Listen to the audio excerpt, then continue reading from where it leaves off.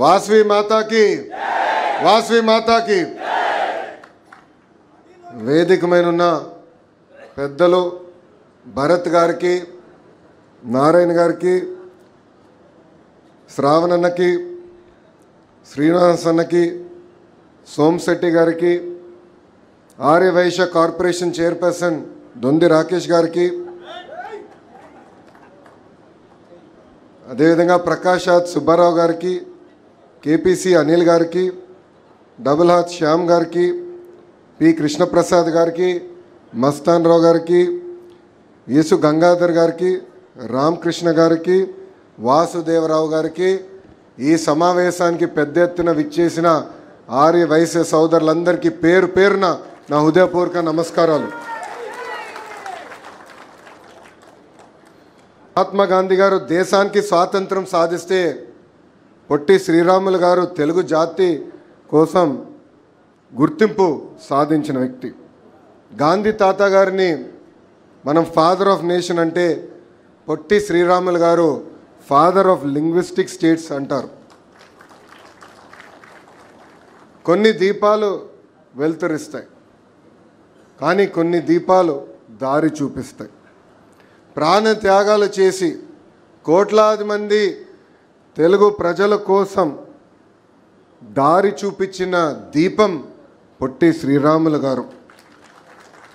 ఈరోజు ఆయన 58 అడుగుల విగ్రహం ఏర్పాటు కోసం మనందరం శంకుస్థాపన చేసినాక వచ్చాం.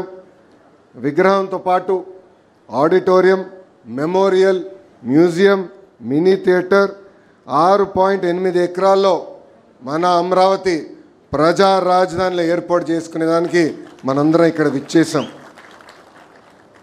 రాకేష్ గారితో మాట్లాడుతున్నప్పుడు ఆయన అన్నాడు, నేను ఇచ్చిన టార్గెట్ అంటే ఆయన టార్గెట్ ఇచ్చుకున్నారు, కేవలం విగ్రహం ఏర్పాటు చేస్తామని.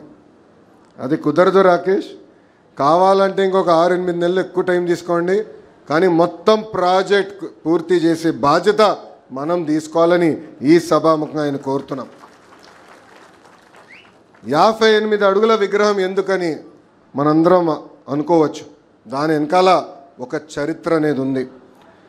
పొట్టి శ్రీరాములు గారు భాష ప్రయుక్త రాష్ట్రాల ఏర్పాటు కోసం 58 రోజులు ఆమరణ నిరాహార దీక్ష చేసిన వారు. ఆయన ప్రాణ త్యాగాల వలనే ఆంధ్ర రాష్ట్రం అనేది ఏర్పడింది. దానితో పాటు నెహ్రూ గారు ఫజల్ అలీ కమిషన్ ఏర్పాటు చేశారు. ఆ కమిషన్ వల్ల తమిళనాడు, కేరళ, కర్ణాటక, మహారాష్ట్ర, గుజరాత్ రాష్ట్రాలు కూడా ఏర్పడినాయి. అంటే ఒక పొట్టి శ్రీరాములు గారి త్యాగం వలన ఒక ఆంధ్ర రాష్ట్రమే కాదు, భాష ప్రయుక్త రాష్ట్రాలు మన దేశంలో ఏర్పడినాయని ఒక్కసారి మనందరం గుర్తుపెట్టుకోవాలి. ఆయన అమరణ నిరాహార దీక్ష వలన దేశ రాజకీయాల్లోనే మార్పులు వచ్చినాయి. పొట్టి శ్రీరాములు గారు కేవలం భాష ప్రయుక్త రాష్ట్రాల కోసమే పోరాడలేదు. సమాజంలో ఏ మార్పు అయితే ఆశించారో దానికోసం అహర్నిశలు పోరాడిన వ్యక్తి. మన దళిత సోదరులు గుడిలోకి ప్రవేశం చేయాలి, ఆ అవకాశం కల్పించాలని పోరాడారు పొట్టి శ్రీరాములు గారు. అంతేకాదు వివిధ సామాజిక అంశాలపై ఆయన 5 సార్లు నిరాహార దీక్ష కూడా చేశారు. ఆయన ఏకంగా సాబరమతి ఆశ్రమానికి వెళ్ళి గాంధీ తాత గారి దగ్గర నుంచి అహింసని ఆయుధంగా తయారు చేసుకున్నారు. గాంధీ తాతనే చెప్పారు, పొట్టి శ్రీరాములు లాంటి 10 మంది ఉంటే చాలు భారతదేశానికి స్వాతంత్రం 1 సంవత్సరంలోనే వచ్చేదని.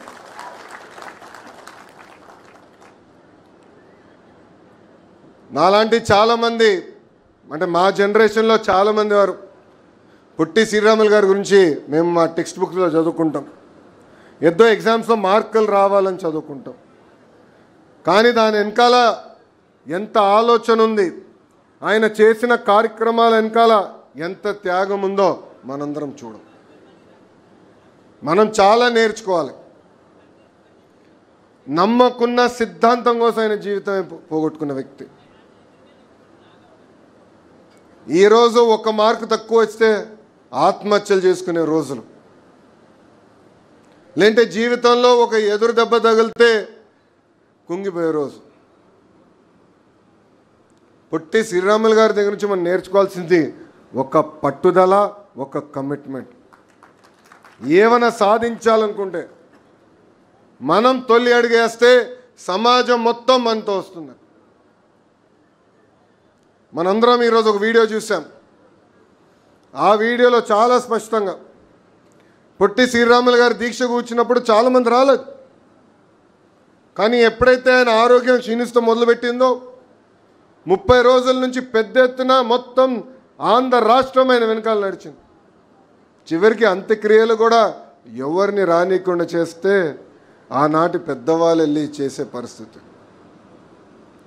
ఇన్ని దశాబ్దాలైనా ఈరోజు మనం ఆయన్ని గుర్తు చేసుకుంటున్నామంటే ఆయన చేసిన త్యాగమని ఈ సభాముఖంగా మీ అందరికి నేను తెలుపుతున్నా. అందుకే మనం ఏ కార్యక్రమం చేసినా ఆయన ఒకసారి గుర్తు చేసుకుని చేయాలి. బయటికి అడుగుపెట్టి ఇది సాధించాలనుకున్నప్పుడు ఆయన్ని స్ఫూర్తిగా తీసుకుని మనం అనుకుంది సాధించాలని ఈ సభాముఖంగా మిమ్మల్ని అందరినీ నేను కోరుకుంటున్నా. అంతేకాదు, పొట్టి శ్రీరాములు గారి గురించి మాట్లాడినప్పుడు ఆర్య వైశ్య సామాజిక వర్గానికి చెందిన ఒక గొప్ప వ్యక్తి కూడా నాకు గుర్తొస్తారు. ఆయనే మన రోసయ్య తాత గారు. రోసయ్య తాత ఎప్పుడైతే గవర్నర్ అయ్యారో కనీసం సంవత్సరానికి ఒకసారి ఆయనతో మాట్లాడేవాడు.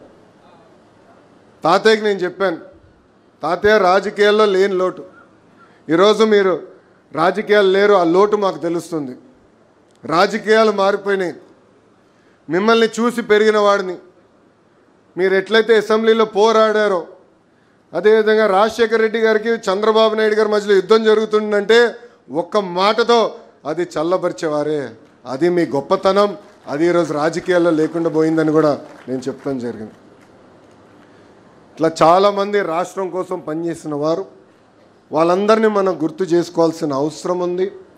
ఈరోజు ఈ స్మృతివనం ద్వారా మనం కేవలం వీడియోస్, ఫొటోసే కాకుండా ఒక చైర్ కూడా ఏర్పాటు చేసి పొట్టి శ్రీరాములు గారు సమాజానికి ఎలా పనిచేశారు దానిపైన పెద్ద ఎత్తున రీసెర్చ్ కూడా చేయాల్సిన అవసరం ఉంది.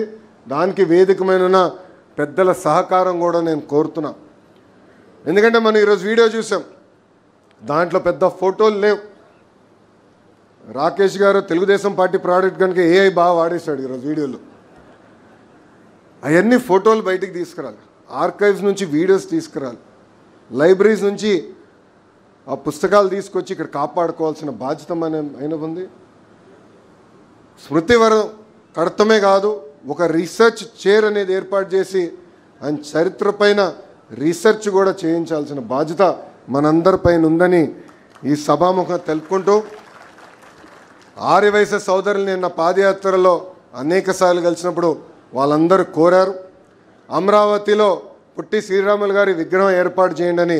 ఆనాడు నన్ను అడిగితే పాదయాత్రలోనే హామీ ఇచ్చాను, మళ్ళీ వచ్చేది ప్రజా ప్రభుత్వమే, పొట్టి శ్రీరాములు గారి విగ్రహం అమరావతిలో ఏర్పాటు చేస్తామని. ఇది కమిట్మెంట్ మాత్రమే కాదు, ఇది నాకు ఒక ఎమోషన్, చేయాలని ఒక తపన. ఎందుకంటే మిమ్మల్ని అందరినీ కలిసిన తర్వాతనే, పాదయాత్రలోనే కలిసిన తర్వాతనే ఆయన గురించి ఇంకా నేను చదువుతాం జరిగింది. అందుకే ఒక ఎమోషన్తో ఈరోజు మేము అందరం పనిచేస్తున్నాం. అన్ని రకాలుగా సంఘానికి మేము సహకరిస్తాం, ట్రస్ట్కి మేము నిలబడతాం, కలిసికట్టుగా ముందరికెళ్ళి ఎవ్వరు ఊహించిన విధంగా ఒక అద్భుతమైన స్మృతివనం మనం ఏర్పాటు చేయాలని ఈ సభాముఖంగా అందరు కోరుకుంటూ, నాకు ఇంత అద్భుతమైన అవకాశం ఇచ్చిన ఆర్యవైశ్య సోదరులందరికీ పేరు పేరున నా హృదయపూర్వక ధన్యవాదాలు తెలుపుకుంటూ మీ అందరి దగ్గర నుంచి సెలవు తీసుకుంటున్నాం. అమర్ రహే పొట్టి శ్రీరాములు గారు, అమర్ రహే పొట్టి శ్రీరాములు గారు.